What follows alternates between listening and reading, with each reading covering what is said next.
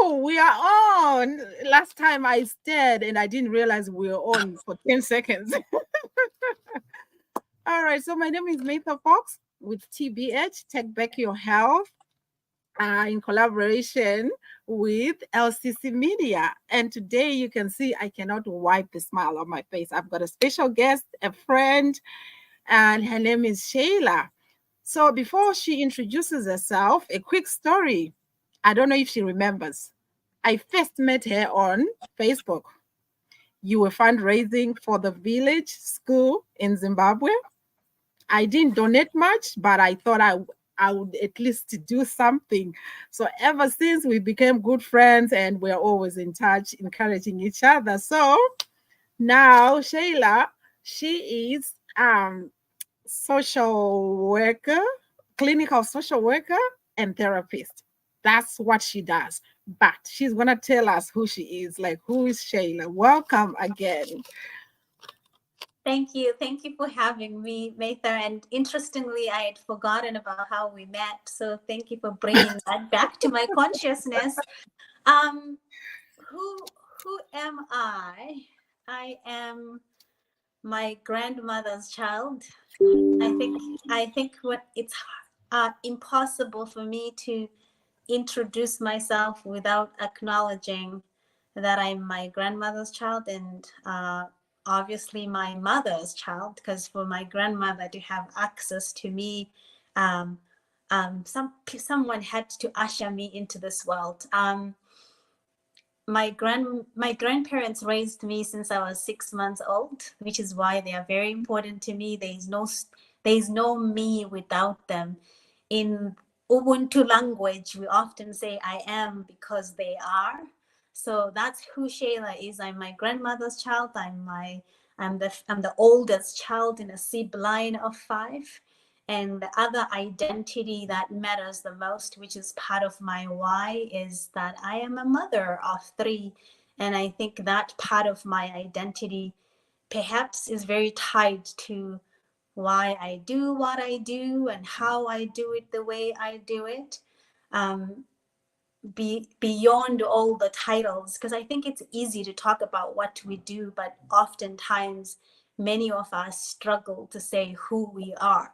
So the business part of me and what I do is part of what I do, but it's not who I am. So you asked me who I am. Those are some of the parts. I'm a cousin, I'm a friend, I'm a mentor. I believe that is part of who I am. I am passionate about helping, holding space for people's journeys to figure out who they are, to reclaim best version of themselves. I say reclaim because most of the times when life happens, when adversities happen, they often disconnect us with who we are and the things that matter and our dreams and hopes. Hence, that's where I come in. I become that bridge that help people go from the problem story version to the preferred versions of what they want to be. And I hope that does it for the intro part. Wow. I really like it. You're a bridge from the problem to the solution to the life they want to live. Okay. I see you post a lot of things, but for me to really know exactly what you do, I did not know. And I'm so glad, like everybody else, I'm actually learning what you do. So thank you for that. So coming to my question right now. So if you're just joining us, this is Maytha Fox with Take Back Your Health in collaboration with LCC. I have an amazing guest, Shayla. So you're going to hear more about her story. So I do not want to empty it. So I'm going to allow her to say as much as she can. So I wanted to find out your occupation. What inspired you? Is it a childhood thing? Oh, and I remember you asked a question last week on your page. You said, what inspired you to have the career you are doing? And I said, you remember? Yes. I said, my career, I was inspired by the soap Dallas. I was watching those secretaries and I'm like, oh, I really want to be like that, working for a company and everything. But when I grew up, I realized no, I actually want to be the CEO, the JR of the movie, not the secretary. So for you, what inspired you? Was it your childhood or events? I think to better understand the inspiration part, it may be important to even unpack the parts of what I do because it has many dimensions. I don't do one thing, I do many things. You mentioned being a social worker and being a therapist, but that's just pieces in the puzzle. I do more than just being a social worker. And I think even um, perhaps unpacking that social work is a very multifaceted role. That when Mm-hmm. I started, I was a child protection worker. I went from being a child protection worker to being a therapist, and then being the CEO of my private practice right now, which has many dimensions. And one of those dimensions is the psychotherapy piece, from individual group therapy. But I am now focused on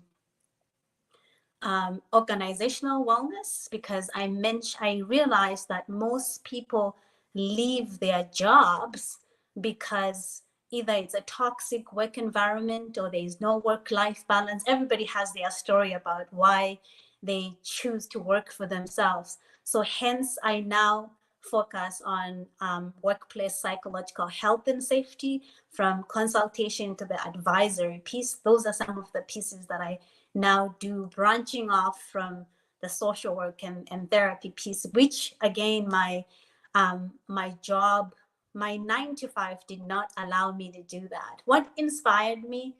I don't think it's one single thing, although it boils back to my grandmother.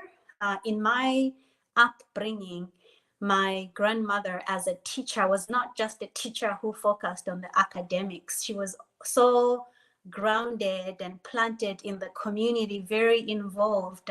The kid that didn't have a uniform will end up having a uniform. And she was always sharing stories about her childhood and how she didn't let the poverty and the pain that she went through become her story, that she turned her pain into power.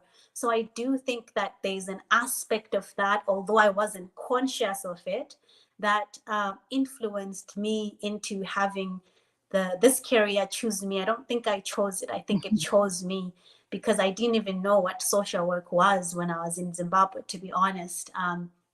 But when I came in here, fast forward, when I immigrated to Canada when I was 20, and I was going through. It was not there was no question that I would go to university because I do come from a family of educated people and what have you. So as I was going through the brochure, the social work piece just jumped at me. It was about communities, about societies, about working together. That Ubuntu piece that I'm always writing about. So there was something about it that resonated, that felt like home for me.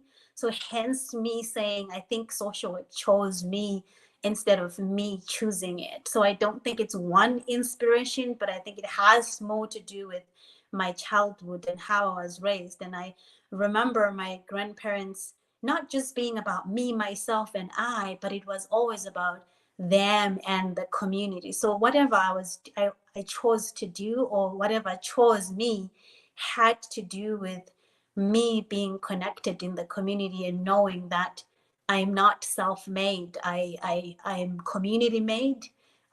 You talked about supporting each other, and I think that's what it boils down to: having people in your corner, being supported and supporting them. I think that has a lot to do with what I do, the community aspect of things, the collective well-being. Mhm. Wow, that's I'm trying to process it. But one thing I can say is, you can correct me if I'm wrong. Summing up everything, it shows you are a caring person who wants to see the best in others and helping them. So regardless how you do it, it's just who you are. And I like what you said. It seems like when you're looking at the brochure, it jumped at you. So what you are connected with what you were seeing. So I really like that. And then I wanted to ask. This is, Mm, this is one of the reasons why I get so excited when mm, a person is brave enough to transition from a full-time job, things you're used to, you have benefits, and all mhm, of a sudden you're like, I'm done, I'm going. What inspired you? And I know you mentioned what you are doing now was not found in the job you were doing, that mhm, flexibility, I think. So mhm. maybe that's what I got out of that. But if you have anything else to add, you can share with us. Right. So perhaps I can correct and say what I'm doing now has everything to do with what I'm doing. And I think it set the foundation for me. And I want to be honest in saying that if that job that I was doing, the 9 to 5 that I was committed to, was not as fulfilling as what it was, I don't think I would have even thought about that I could dream beyond it. I think it was more so I like what I'm doing, but I think I have outgrown it. I think I could do more. I like what I'm doing, but what else could I be doing? What are some aspects of my passion and purpose that I'm not touching on by being here? So I think that's where it came. It was more about growth than anything for me. And I also want to be transparent and I say I didn't just wake up and saying I'm done. I started my private practice in 2019, and Okay. I started the foundation. Um, Sharon, I think you previously interviewed Sharon Joe. Well, she once said something that resonated with me, that has stayed with me. She said, "You can build the craft and write it. You don't have to wait for the craft to be perfect." So I jumped in private practice. I'm still figuring it out. I'm not claiming that I have a thriving practice, that I figured all out. I'm writing my craft as I'm building it. So I started in 2019. Um, Working part-time, that means that after my 9 to 5, I will see 2 clients in the evening every day, and sometimes on Saturday. And I did that for 4 consecutive years. And while I was doing that, I was planting the seeds that got me here. I was saving. I knew that I wasn't going to leave until I was convinced that my part-time could become my full-time. So those were the steps that I put into place. Although I have to be honest that I can't say that I knew what I was doing. I didn't have no business coach. I wish I had. I didn't have a business coach that I was following. It was just experiential. I was like, okay, I want to have my own practice, but I don't know where it's going to lead me. So I invested my time into it until I realized that in my private practice, my caseload was higher than my full-time job. That's when I left. That's when I decided that, you know what? Instead of giving my private practice what's left of me after my 9 to 5, I want to give it what's best of me, and hence the shift. But it was putting all those steps in place and saving and realizing that I think now it can become my full-time job. I'll figure out the rest, but in terms of income, I'm covered for the next months. I don't have to worry about how my children are gonna um, eat, and I don't want to change their lifestyle because I have dreams. I wanted the continuity past part to be the same. However, there were a lot of unknowns. So I think if you remember our conversation, if you remember one of my posts, I said I'm excited. Which is the combination of anxiety and excitement together. So I did see that, and they say feel the fear and do it anyway. I was scared, and yes, I walked away from a 9 to 5, from a 6-figure job. I was already at the top of my scale then, because I had been with the company for 10 years when I left. When I finally left. I left in January 12th. So already nearing my 9-month anniversary of being solo and full-time in private practice. So I hope that long answer somehow answers the question. It does. It actually answers some of the questions I was going to ask. Yeah, I remember you said that excited, and for me, it was like, wow, that's so profound. And then you came back, you said, oh, apparently this word, people know it already. But for me, it was like, wow, this is so profound. You get anxious, you get excited, and you do it anyways. So my question is like right now, do you feel you did the right thing? Do you sometimes have regrets? Yeah, I know things are working well the way you want and you're still growing, but would you say if you were to do this all over again, would you pick the same path? Without sounding what's the word without sounding proud, I think the answer is a resounding yes. I have zero regrets. If anything, I wish I had done it sooner, but I do realize that timing is everything. So everything has its place and everything has its time. And I don't think if I had done it sooner, I would have been ready either. So I have zero regrets. Actually, I wish I had done it sooner. I wish I believed in myself that I can work for myself. I'm a multi-purposed and talented person because now I get to tap into the different dimensions. I think one of them that I didn't add is that I teach as well. I'll be teaching at the university. I start my class on Monday, and I don't think in my 9 to 5 I would have had the ability to tap into the different dimensions of me. Oh, wow. So that comes to my next question. Well, anyways, I want to say that's not being proud. Sometimes we just have to tell things the way they are, right? So that's not being proud. And I liked what you said. You started your practice 2019. Mm-hmm. That makes it 4 years of doing it simultaneously together, Right. right?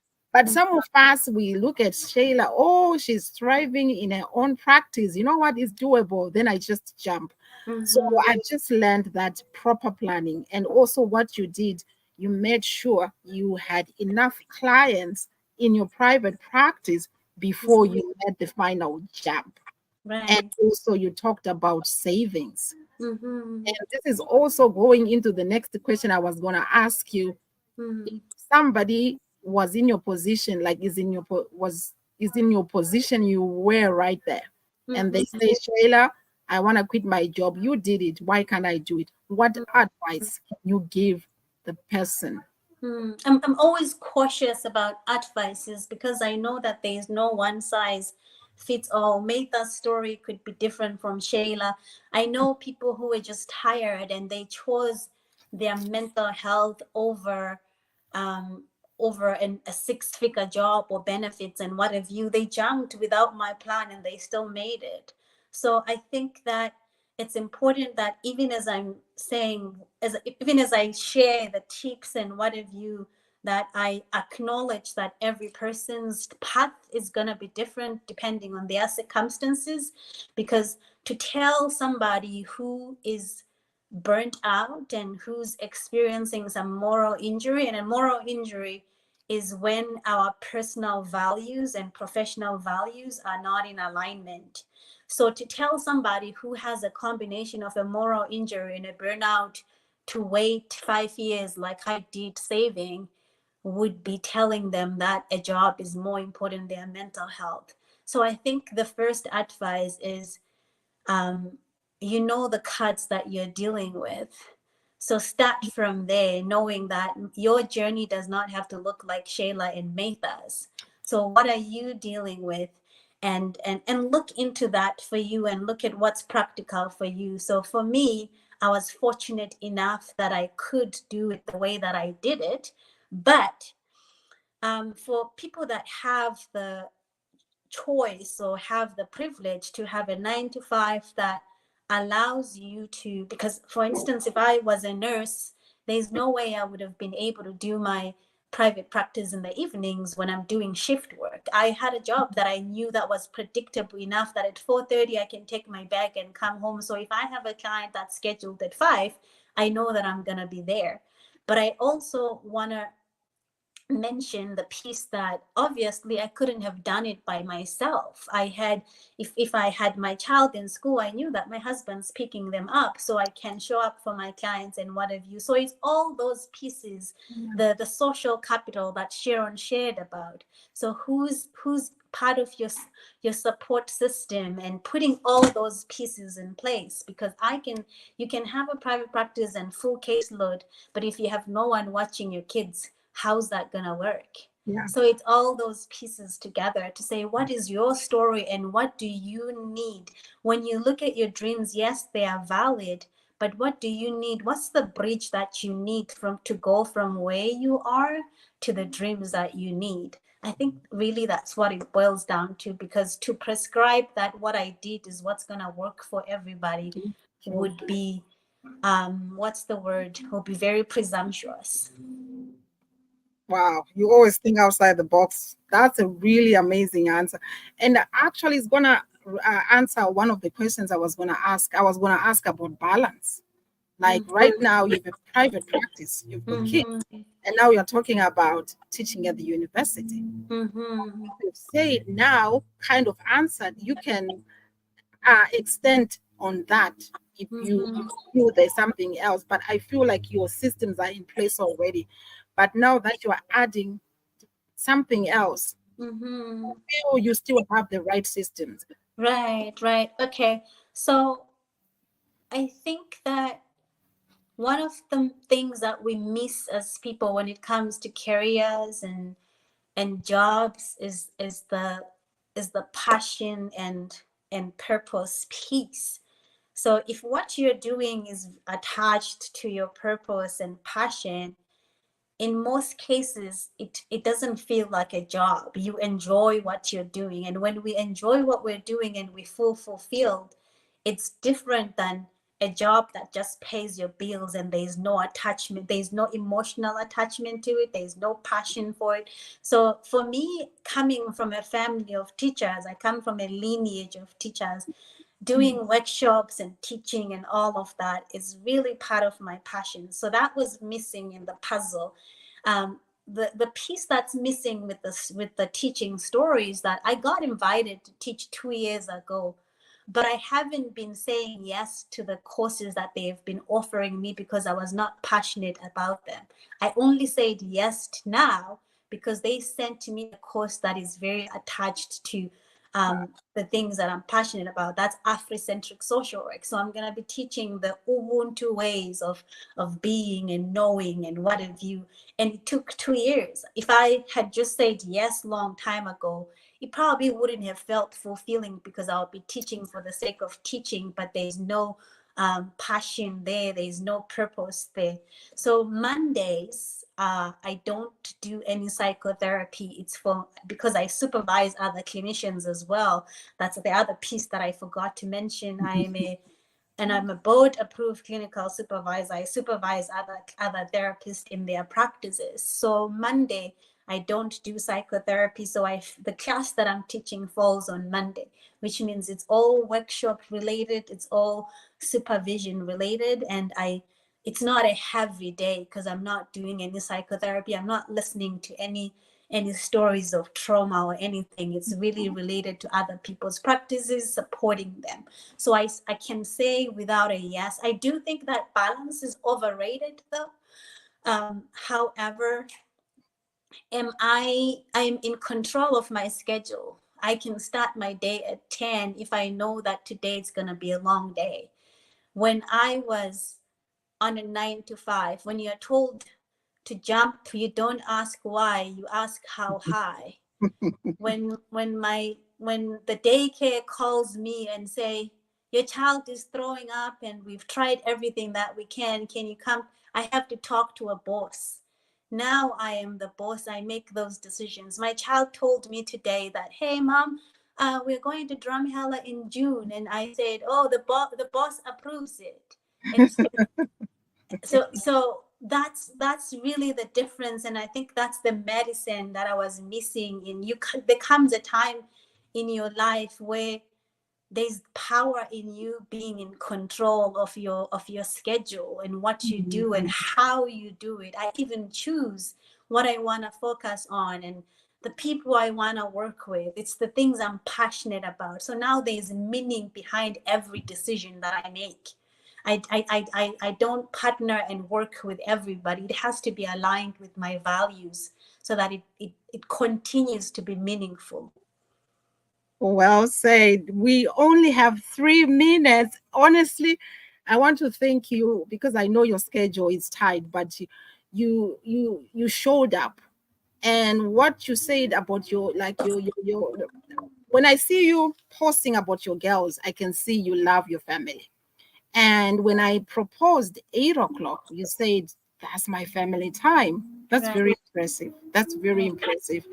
And so before we finish, I wanted you to just say something you want to talk about that I did not ask, something you feel like you need to tell our audience. And mind you, we only have 2 minutes and 30 seconds. 2 minutes and 30 seconds.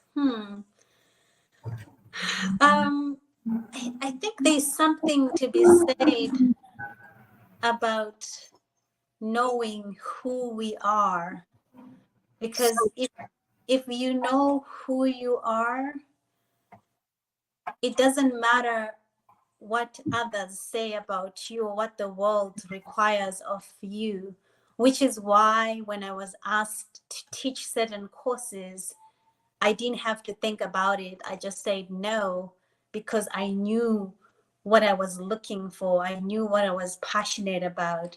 So I think that whatever we do, we can't give others what we don't have.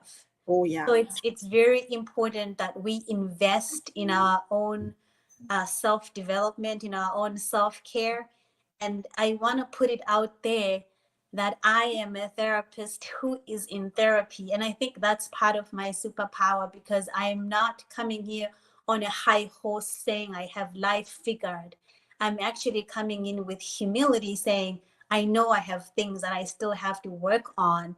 And that's how I continue to hold space for others with compassion and curiosity, because I'm working on myself. Thank you. Thank you so much. So before we go, Shayla is also an author. I will take you up on your offer to learn Debele with you, right? So I will be in touch with you. So she's also an author and she's on Amazon, and her profile will also show on this under this video. We will also post her links. And the reason why I really wanted to bring her, one of the reasons was because at TBH we focus on health, mental, physical, and financial health. And you said something about wellness that really resonated with me when I asked you, what would you advise or recommend somebody who wants to do full time? And you said, if it's on the aspect of them that they are losing their mind, they are just so depressed, then wellness is should come first. Right, Yeah. So I know like there are some people who go to work, they love their job, but they're just so drained, and right. it can lead to depression, like suicide. A lot of things are happening. So, one final thing: have you ever thought about creating a course? Because you maneuvered into this journey without any coach or anything. So, are you considering creating a course to No. help people who want to transition? Uh, my question to you is: are you reading minds now? Because that's really what I'm working on. That's it. I'm creating courses. I'm on the creation aspect of things. I usually don't like to announce things while they are premature, the hard work, and let success be your noise. So I'm working on that. Just because you asked about it, I will put it to the universe that I am working on it. That's really my next piece, so that people can access those resources. They can learn from what I have learned. And I think I Yes. want to say I'm a wounded healer. I'm healing myself as I hold space for other people's healing journeys.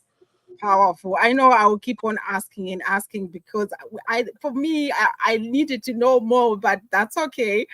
Thank you so much. Thanks. You have shared some amazing things, like some insights. And to our viewers, may you please kindly share this video. They need to hear this conversation. And also remember to like and subscribe. And LCC Media, thank you so much for this opportunity. And Shayla, thank you for the opportunity and for being here. I appreciate you. I love you. You are an amazing friend. You are an amazing sister. Thank you for being you. All right. So I will see you next time. Thank you for having me. Bye. Bye.